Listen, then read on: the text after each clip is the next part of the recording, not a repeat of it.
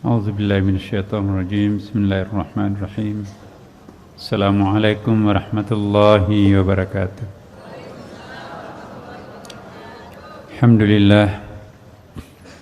الحمد لله الذي أرسل رسوله بالهدى ودين الحق ليظهره على الدين كله ولو كره المشركون أشهد أن لا إله إلا الله وأشهد أن محمدًا عبده ورسوله صاحب البرهان اللهم صل وسلم على سيدنا وحبيبنا وشفيعنا ومولانا وأتباعنا قرة أعيننا محمد صلى الله عليه وسلم ما بعد. Bapak Ibu sekalian dirahmati, diberkahi, dicintai Allah Subhanahu wa taala. Betul-betul malam ini kita bersyukur karena di antara sekian banyak hambanya hanya kita yang diundang khusus hadir di rumahnya. Tidak ada lain tujuan kita ke sini kecuali memohon ridhanya. Kita ingin lebih dekat lagi dengannya dan kita ingin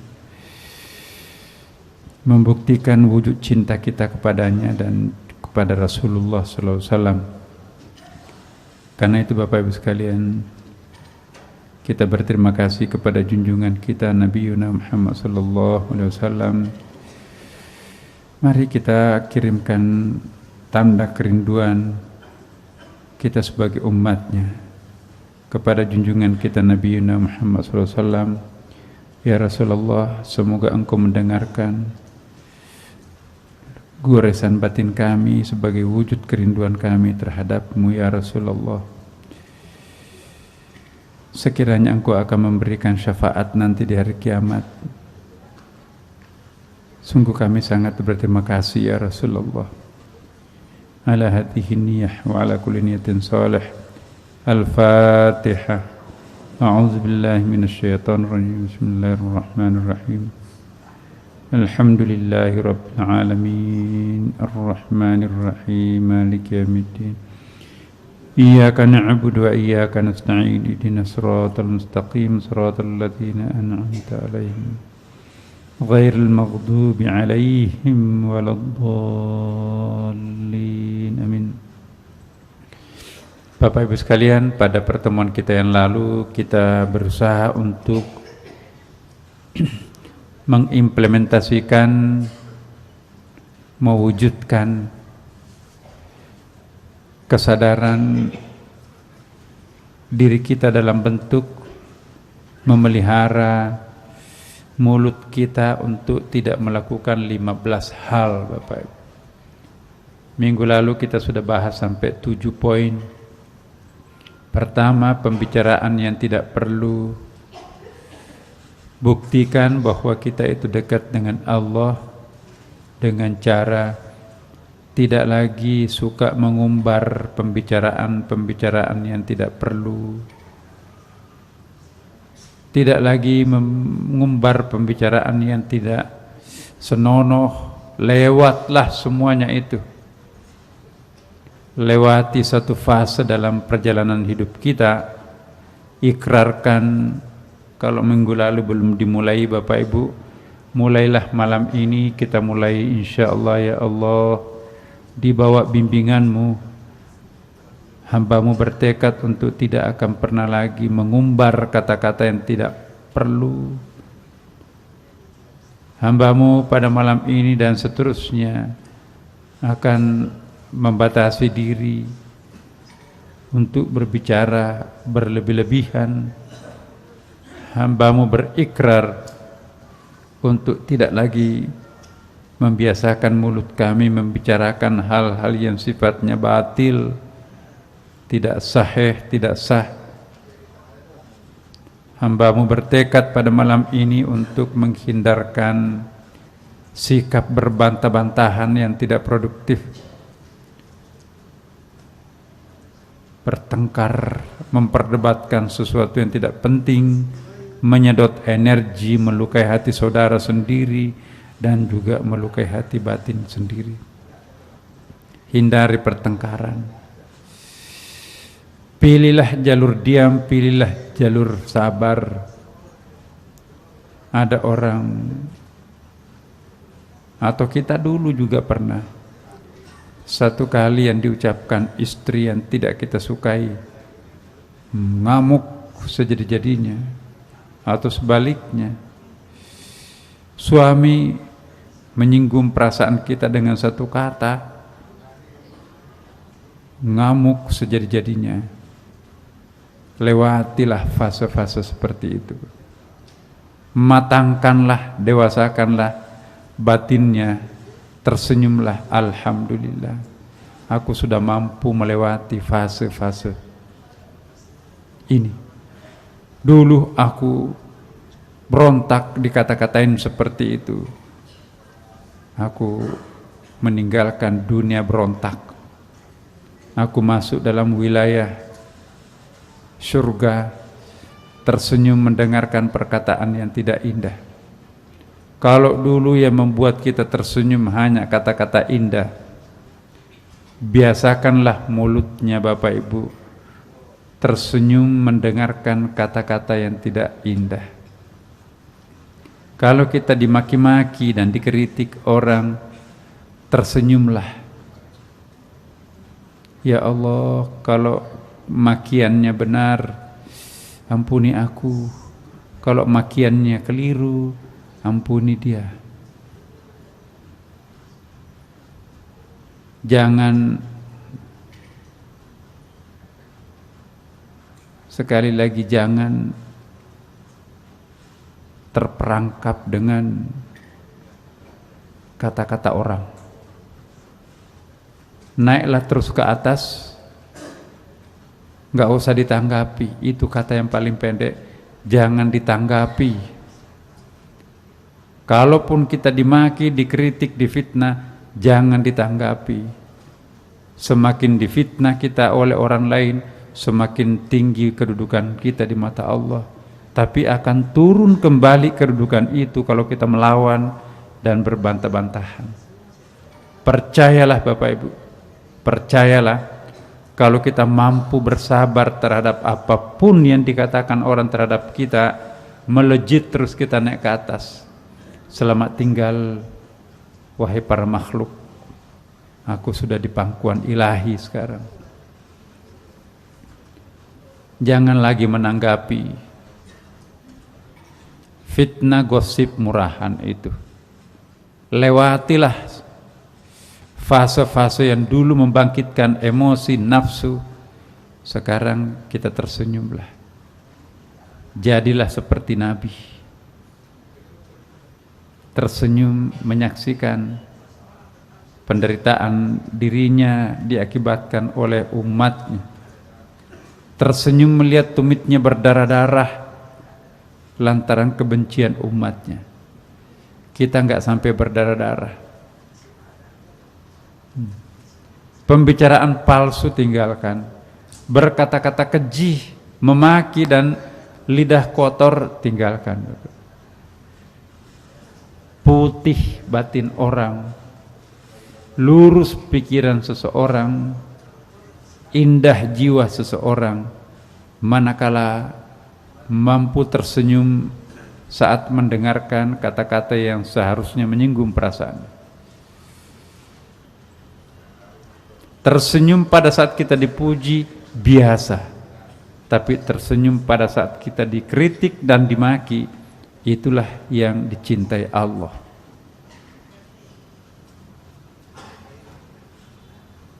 Saya ingin mengajak kita semuanya Bapak Ibu, mari sama-sama hijrah. Mari kita hijrah dari situasi yang selama ini kita lakukan kepada sesuatu yang sering dilakukan Nabi. Contohnya apa yang dilukiskan Ibnu Athaillah.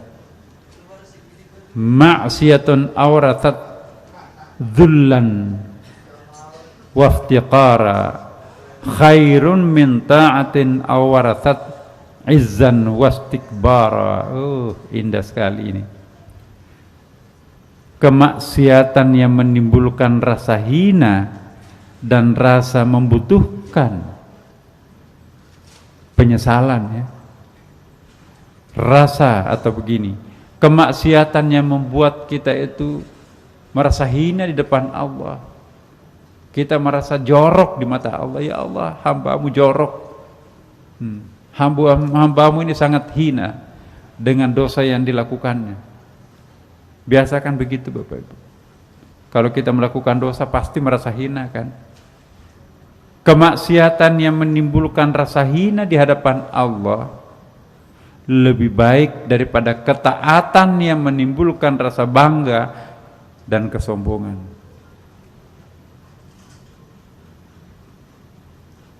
Memang kita pendosa, tapi kita merasa terhina di hadapan Allah sehingga kita itu tawadu kepada Allah. Kita menempatkan diri kita itu hina, rendah. Aku nggak pantas bersama dengan mereka-mereka elit, orang-orang hebat itu. Aku tahu dirilah, aku ahli dosa. Aku malu terhadap Allah. Menurut Ibnu Athaillah, orang ini jauh lebih baik ketimbang ahli ketaatan, ahli ibadah, tetapi menyombongkan diri. Ya Allah.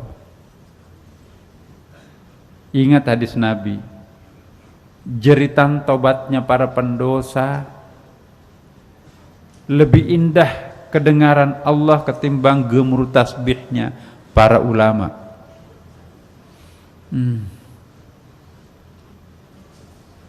Kenapa? Ulama yang bergemuruh tasbihnya itu biasa, memang itu pekerjaannya. Tapi kalau ada penjahat yang merintih menyesali dosanya, itu yang luar biasa. Biasanya penjahat itu mabuk, ketawa-ketawa, menikmati hasil kejahatannya. Ini merintih di tengah malam, tersungkur di atas sajadah, banjir air mata, menyesali dosanya akan seluruh dosa maksiat yang pernah dilakukan. Inilah yang diungkapkan Rasulullah, jeritan tobatnya para pendosa lebih merdu kedengaran Allah ketimbang gemuruh tasbihnya para ulama. Kalau Ibnu Athaillah mengatakan, kemaksiatan yang menimbulkan rasa hina dan penyesalan jauh lebih baik daripada ketaatan terhadap Allah tetapi menimbulkan rasa bangga dan kesombongan.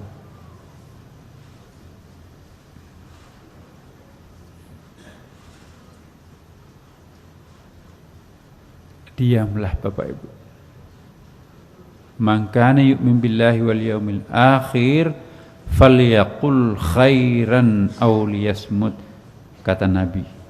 Barang siapa yang percaya kepada Allah dan hari kiamatnya, hendaklah berucap yang benar saja, kalau enggak lebih baik diam. As-sumtu hukmun, diam itu adalah kearifan yang paling besar.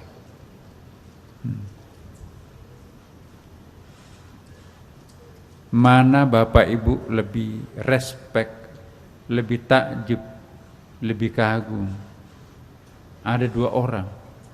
Satu orang yang bicara seperlunya, dan yang satunya itu tukang ngobrol kemana-mana ngomong. Respect kemana Bapak? Bicara seperlunya.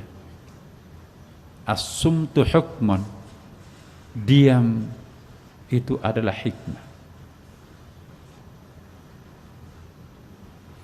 La tashab man la yunhiduk haluhu wa la yadulluka 'ala Allahi maqaluhu rubbama kunta musian fa arakal ihsan minka suhbatuka man huwa asu suhbatuka man aswa halan minka. Janganlah engkau bersahabat dengan orang yang keadaannya tidak membangkitkan semangatmu, dan pembicaraannya tidak membimbingmu ke jalan Allah, boleh jadi engkau berbuat buruk tetapi tampak olehmu sebagai kebaikan lantaran engkau bersahabat dengan orang yang tingkah lakunya lebih buruk darimu. Saya ulangi sekali baru mendengarkan suara azan Bapak Ibu. Hayati coba. Janganlah engkau bersahabat dengan orang-orang yang keadaannya tidak membangkitkan semangatmu dan pembicaraannya tidak membimbingmu ke jalan yang benar, ke jalan Allah.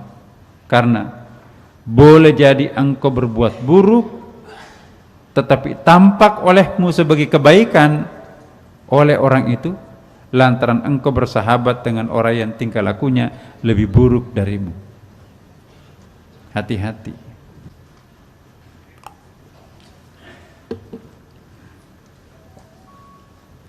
Bapak Ibu sekalian, jangan engkau bersahabat dengan orang yang keadaannya tidak membangkitkan kedekatan dirimu dengan Allah dan pembicaraannya tidak membimbingmu ke jalan yang benar. Boleh jadi engkau salah pilih sahabat, engkau berbuat buruk tapi tampak olehmu sebagai kebaikan lantaran engkau bersahabat dengan orang yang tingkah lakunya lebih buruk darimu. Kita sudah berbuat buruk, dibiarkan. Kita berbuat baik, direndahkan. Itu bukan sahabat yang baik. Jadi hati-hati. Dalam nasihat berikutnya, la tatrukid dzikr li'adami hudurika ma'allahu fih li'anna ghaflataka an wujudi dzikri ashaddu min ghaflatika fi wujudi dzikri fa'asa ay yarfa'uka min dzikrin ma'a wujudi ghaflatin ila dzikrin ma'a wujudi yaqdah wa min dzikri ma'a wujudi yaqdatin ila dzikrin ma'a wujudi hudur wa min dzikrin ma'a wujudi huduri ila dzikrin ma'a wujudi ghaibatin amma siwal mazkur wa ma dzalika 'ala Allahi bi'aziz. Artinya mohon dihayati Bapak Ibu,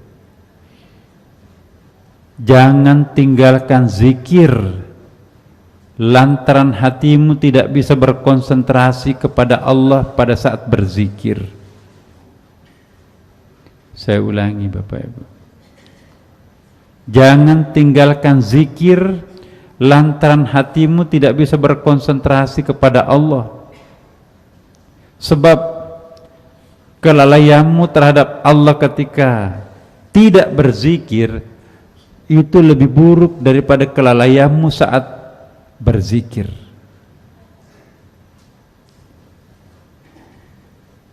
Nah, kelalaian kita kepada Allah saat kita tidak berzikir ya. Kita lalai tidak mengingat Allah ketika kita tidak dalam berzikir, itu jauh lebih buruk ketimbang kita berzikir tapi kita tidak mengingat Allah. Pikirannya ke pasar, ke kantor.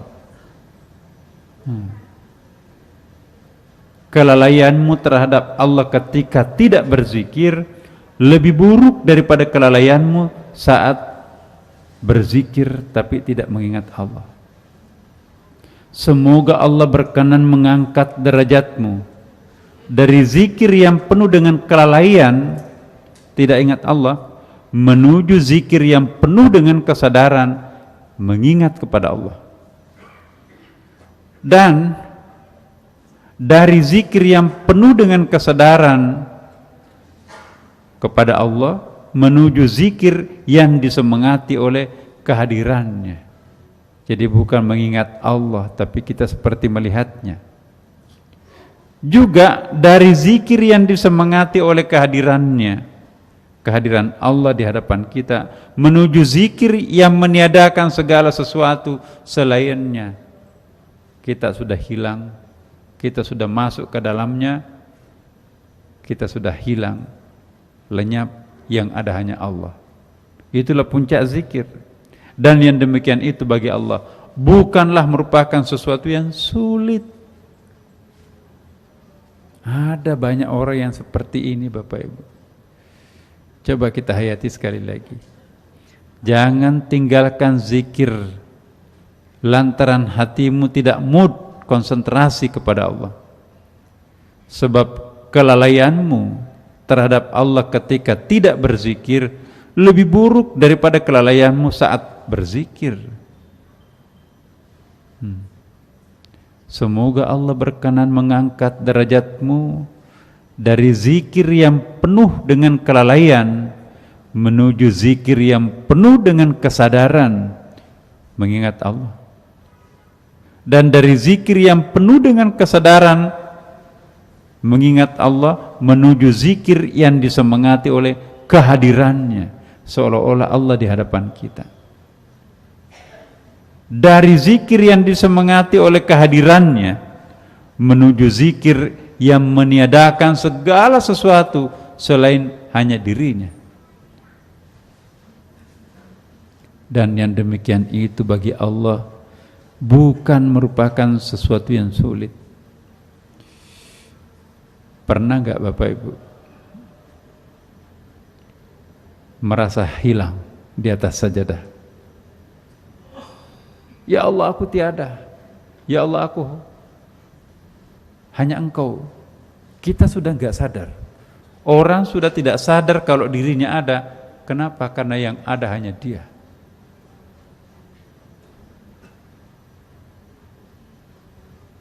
Inilah yang disebut hadis Nabi, mutu qabla an tamutu, matilah sebelum mati sebenarnya.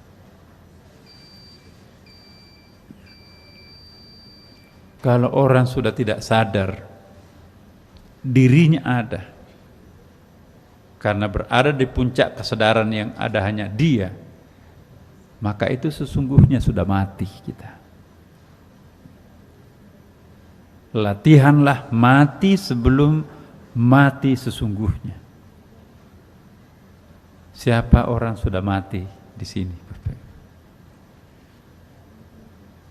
Mutu qabla an tamutu.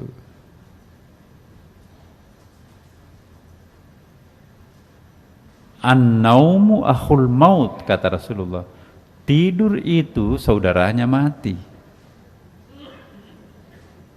Jadi kalau ingin mati, merasakan kematian, tidurlah. Tidur kita bisa dianggap atau kita bisa menganggap diri kita tidak sadar. Tapi para sufi justru puncak kesadaran itu ketika kita berada pada suasana tidak sadar. Ketika orang berada di puncak kesadaran, orang itu tidak sadar. Selama orang itu masih sadar dirinya ada, maka kesadaran semu. Ketika orang sudah tidak sadar kalau dirinya ada, kesadaran puncak. Memang sulit untuk kita fahami ini Bapak Ibu, tapi bisa dirasakan.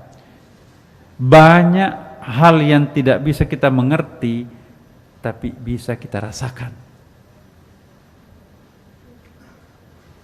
Banyak hal yang bisa kita rasakan, tapi kita tidak bisa mengungkapkan. Banyak hal yang bisa kita ungkapkan, tapi tidak pernah kita rasakan.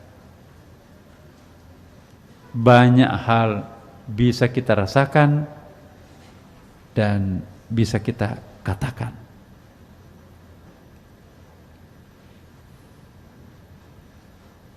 Jangan pernah bermimpi untuk mendapatkan cahaya hikmah dari langit sepanjang mulutnya masih suka berbohong.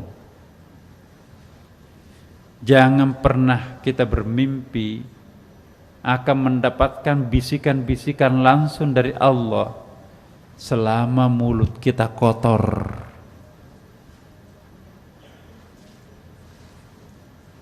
Hati-hati terhadap orang yang bicara seperlunya. Hati-hati mulut yang selalu ngaji.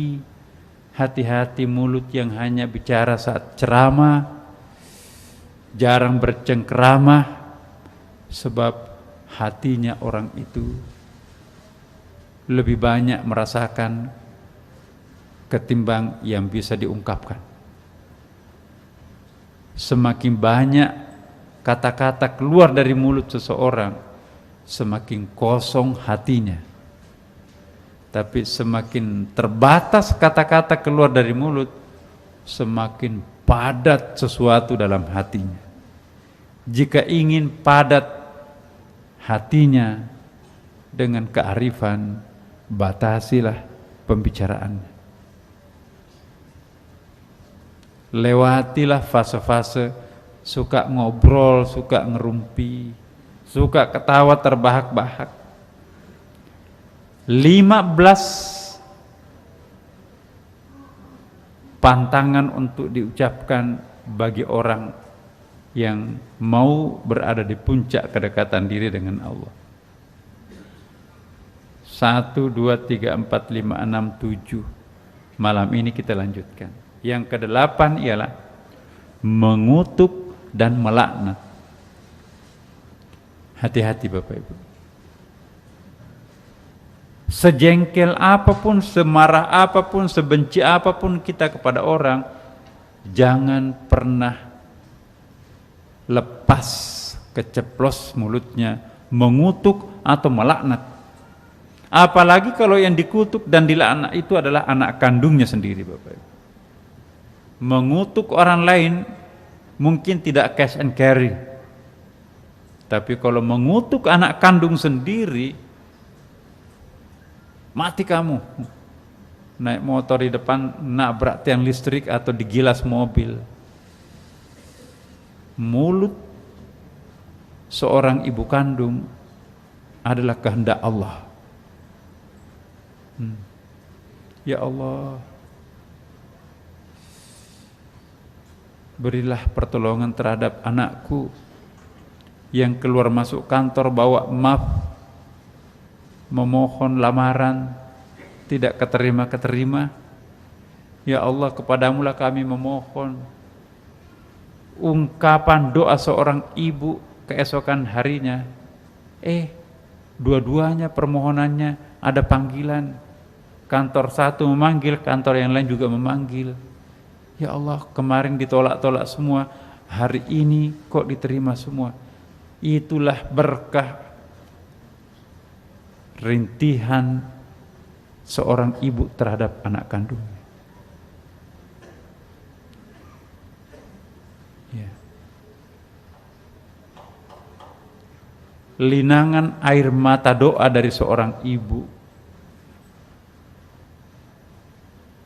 tidak mungkin doa itu ditolak Allah.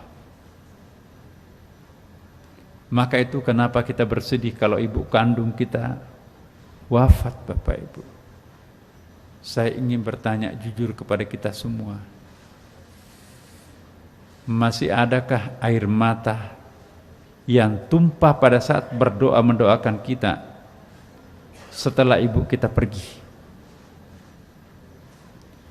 Masih ada enggak doa yang setulus ibu di muka bumi ini? Secinta apapun seorang istri atau suami atau anak, akan tetapi cinta seorang ibu tak terlukiskan. Kita sangat bersedih kehilangan seorang ibu kandung yang paling menonjol sudah tidak ada lagi air mata yang berlinang dalam mendoakan kita. Nak, doakan papa. Ya, doa memang. Mah, doakan papa. Bu, doakan saya. Iya, Pak. Gak sama doa seorang ibu kandung. Tidak sama doa seorang ayah kandung. Jangan pelit mendoakan anaknya, Bapak Ibu. Sekali lagi, jangan pelit. Ya. Mumpung ibu masih hidup, doakanlah anaknya terus menerus. Kalau kita sudah pergi, anak kita tidak akan pernah lagi ada orang yang mendoakan dengan cara seperti ibu, dengan cara seperti bapak. Dari ujung dunia mencari orang yang bisa menumpahkan air mata ketika mendoakan kita, enggak ada lagi. Inna lillahi wa inna ilaihi raji'un. Inilah puncak kesedihan kalau seorang ibu atau bapak meninggal, sudah tidak ada lagi air mata yang tumpah di tengah malam mendoakan kita.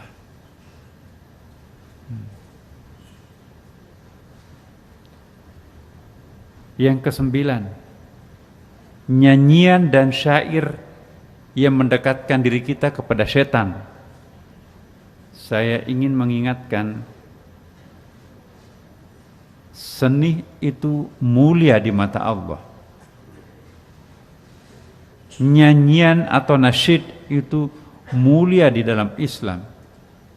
Akan tetapi ada juga nyanyian yang buruk dalam Islam, yaitu nyanyian yang bisa menyebabkan kita mabuk, lupa terhadap Allah. Yang kedua, nyanyian yang membuat kita itu bangkit birahi kita untuk melakukan maksiat. Yang ketiga, nyanyian yang membuat kita emosi untuk mau ngamuk, untuk membakar, untuk mati, tapi bukan karena Allah. Nyanyian, syair-syair ini disebut dengan nyanyian dan syair negatif. Jangan pernah membiarkan mulutnya untuk melakukan hal itu. Kenapa enggak baca ngaji? Kenapa enggak baca melantungkan salawat Nabi? Kenapa enggak melantungkan Asmaul Husna? Kenapa enggak azan? Kenapa enggak melakukan syair-syair? Ya, banyak syair yang mengajak kita merindukan Tuhan. Ada lagu-lagu Bimbo Tuhan, ada lagu-lagu Ebit GAD yang mengajak kita untuk mencintai Dia, dan seterusnya. Semua lagu yang bisa membasahi batin kita dengan keimanan itu adalah lagu yang baik. Tapi semua lagu yang bisa membuat kita melupakan Tuhan, mendekati maksiat, itu lagu-lagu setan. Yang ke-10, guyon dan gurauan berlebihan. Nah, mohon maaf Bapak Ibu, ada orang sudah pensiun, sudah bau tanah, tapi masih enggak mau pisah dengan anak-anak muda, ikut ketawa terbahak-bahak di situ.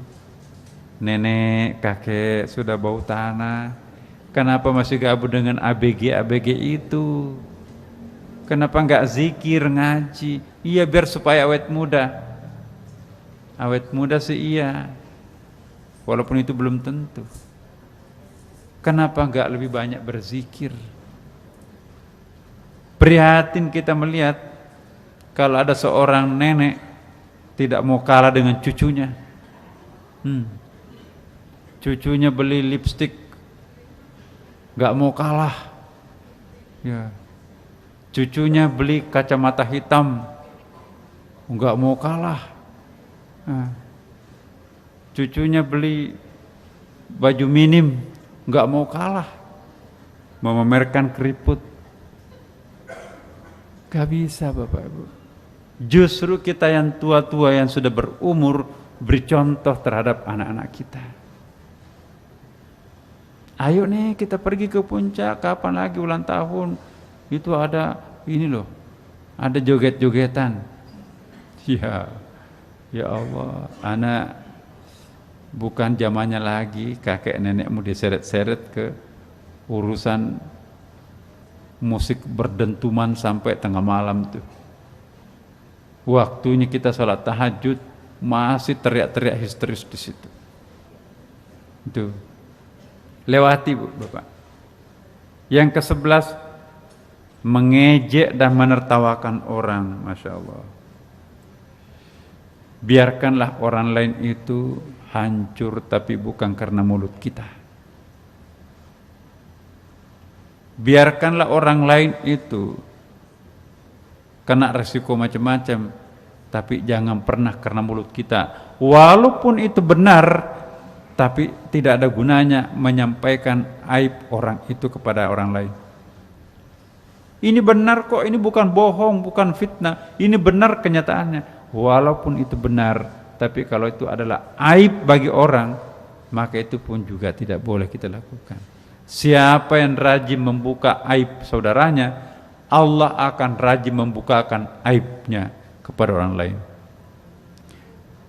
Siapa yang rajin membongkar aib saudaranya, sadar tidak sadar ada orang itu enggak usah bicara tanpa bicara aib orang lain, pastikan orang itu juga akan disingkapkan aibnya oleh Allah Subhanahu wa taala, dan di akhirat akan ditayangkan video kejahatannya, ditonton semua orang di padang mahsyar. Tapi siapa orang yang rajin menutup aib saudaranya sendiri, Allah pun juga akan mengerase, mentip-X, menghapus seluruh video-video keburukannya di dunia, dan Tuhan pun akan menutupi rahasia orang itu.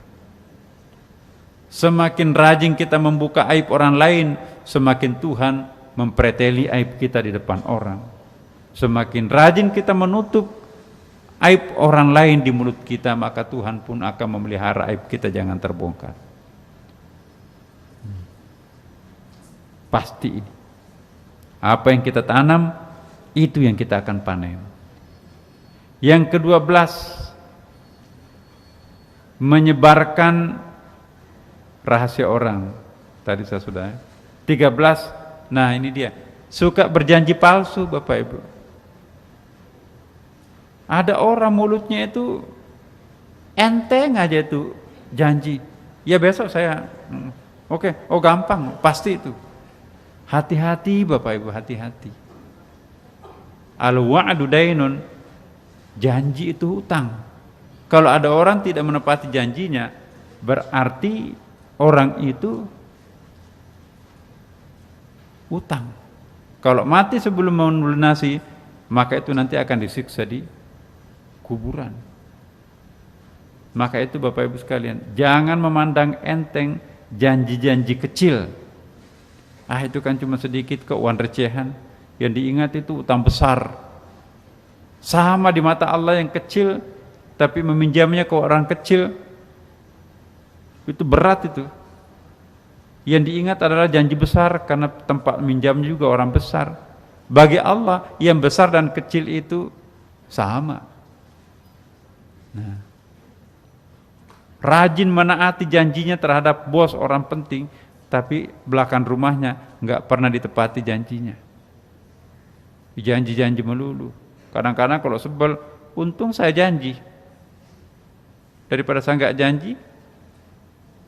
Jadi ada tuh pejabat, mumpung saya sudah janji, daripada saya nggak janji, nggak ada janji itu. Lebih baik kita nggak berjanji daripada niatnya memang itu sudah nggak akan melunasi kan. Jangan Bapak Ibu. Orang yang suka berjanji palsu mengerikan malaikat. Hei, mampu nggak engkau menepati janji itu? Dosa besar orang yang pernah menjanjikan saudaranya tapi tidak sempat menunaikannya, padahal ada kemampuan untuk menunaikan janji itu. Lain halnya kalau memang sudah tidak ada kemampuan. Ya. Ada orang sudah pantas melunasi utangnya, udahlah nanti aja. Bulan depan lewat lagi. Padahal uangnya banyak. Sengaja menggantungkan piutannya kepada orang lain atau utangnya kepada orang lain. Saya mohon Bapak Ibu sekalian hati-hati. Justru orang itu sangat perlu uang itu, walaupun kecil bagi kita, besar artinya buat mereka.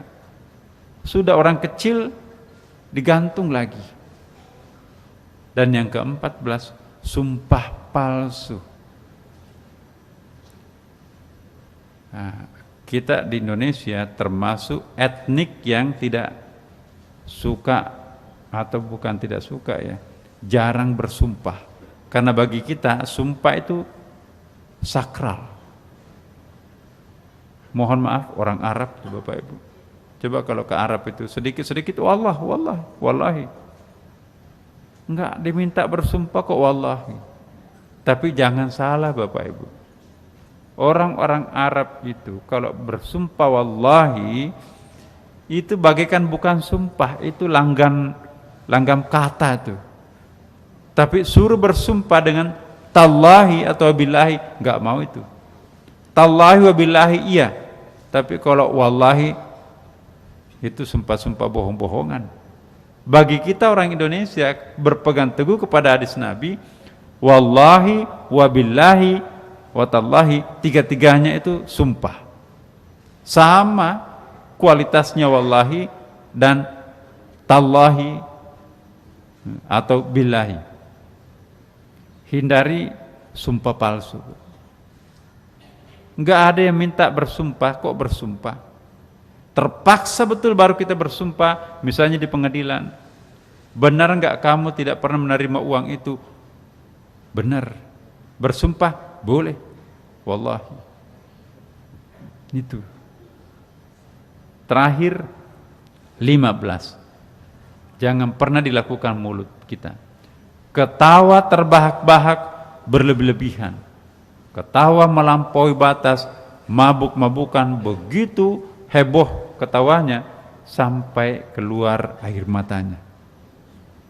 Orang yang suka ketawa terbahak-bahak Bapak Ibu sekalian, hadis Nabi mengatakan itu akan dicabut berkah wajahnya di mukanya itu.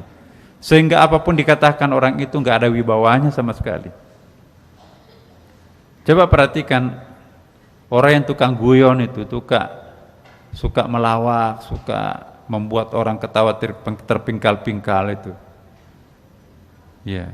Biar bersumpah wallahi 100 kali orang emang guyon itu. Tapi kalau orang enggak pernah bersumpah, tiba-tiba bersumpah. Orang jarang bicara, tiba-tiba bunyi mulutnya, hati-hati. Yang benar atau yang keluar itu adalah kebenaran.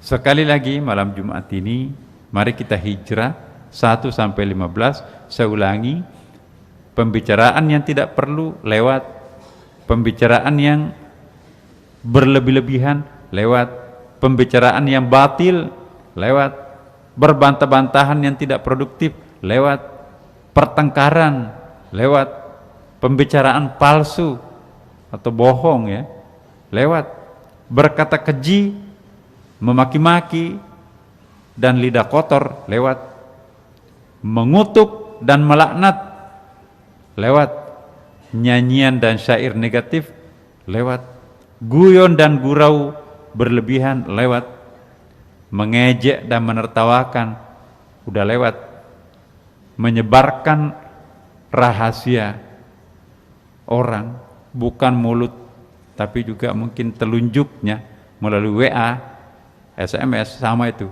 Janji palsu lewat, sumpah palsu juga sama, dan jangan pernah dipakai orang ketawa mulutnya berlebihan.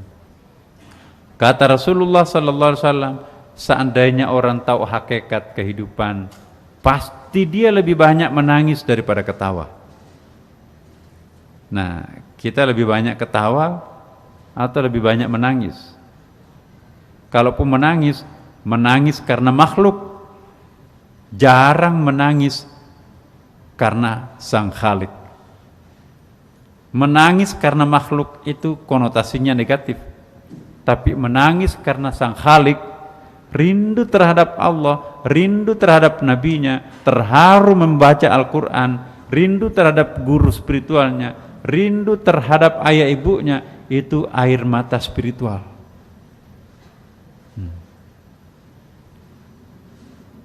Air mata itu mahal Bapak Ibu. 4 air mata mustahil masuk neraka.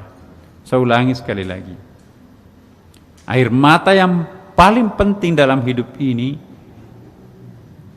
ya, saya nggak tahu harga setetes air mata ini berapa.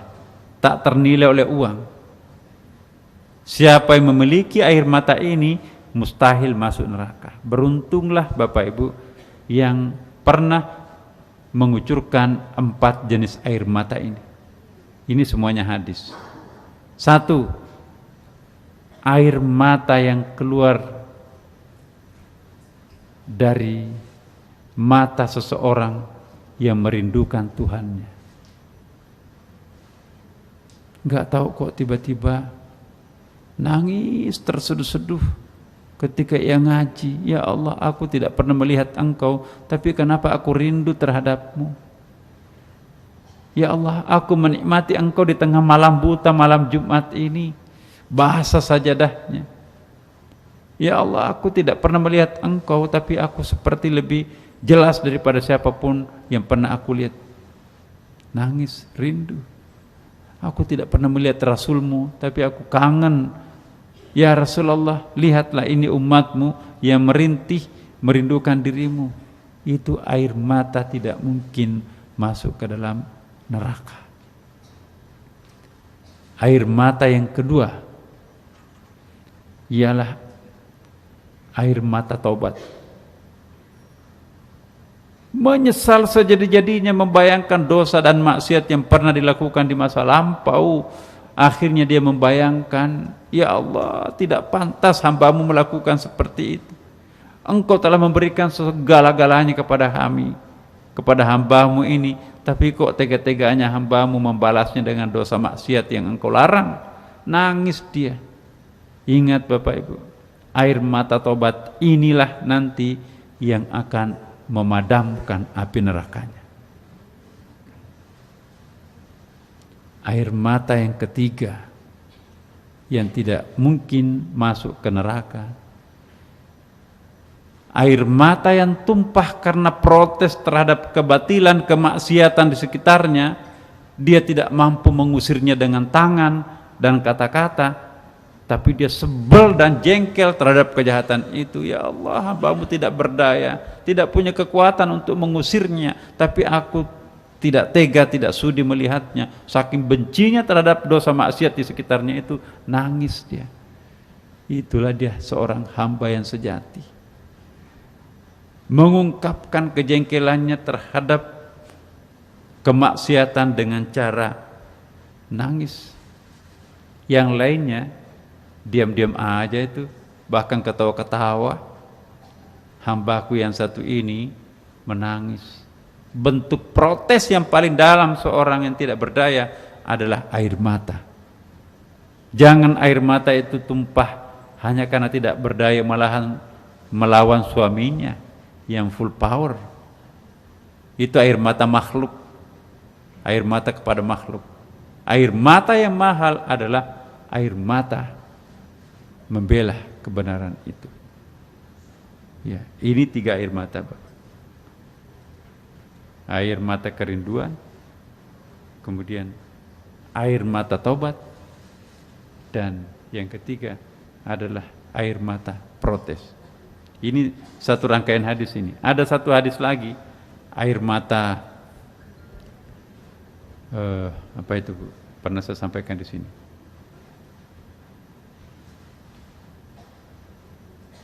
Hadisnya tersendiri. Ya, insya Allah nanti kita ingat. Dan Bapak Ibu sekalian, malam Jumat saya ingatkan, mari kita sholat tahajud ya. Nanti doa, banyaklah berdoa, kemudian sholat tahajudnya, doakan juga saudaranya yang lain, doakan sahabat-sahabatnya di sini, saling mendoakan. Mungkin ada di antara kita di sini yang keluarganya sakit, dililit utang. Ya, mari kita saling mendoakan. Mungkin ada di antara kita di sini divonis oleh dokter dengan penyakit yang tidak bisa lagi sembuh. Kita doakan sahabat kita diberikan keajaiban atau diberikan sesuatu yang terbaik di sisinya menurut Allah Subhanahu wa taala. Semoga Allah memberkati kita semuanya. Al-Fatihah.